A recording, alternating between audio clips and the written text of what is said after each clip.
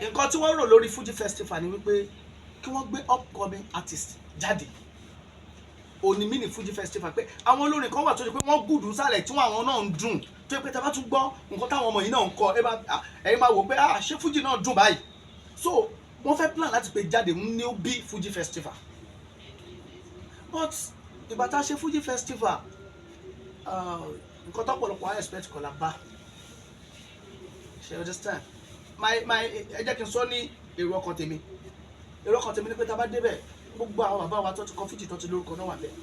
Mo rò pé wọ́n máa organize kí ní ẹ̀dẹ́ mi pé ok o King Saheed Òṣùpá ló wà ní wọ́n ti fẹ́ gorí stage, ẹ jẹ́ kí olórin upcoming artist kan àbí bí méjì kó wà lórí stage kan fi kọrin 30 minutes.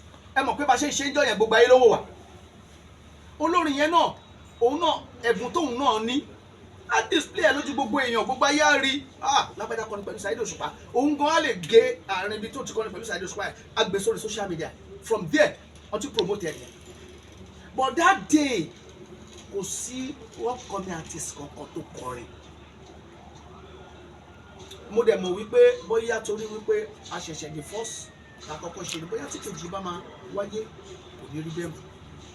Gbogbo àwọn àgbà orin àwọn èèyàn tó wà creative tó wà original tí àwọn èèyàn ti mọ̀ wọ́n láwọn orúkọ oríṣiríṣi tó máa ń pera wọn. Chief Adéwálé Àyùbá ní Bonsuwe Fuji, Obesere á ní Àṣàkáṣà. Kí ni brand music tó kìkì brand? Prophet music ni gbogbo ayé máa ń pè ní. Prophet music ni gbogbo ayé máa ń pè ní.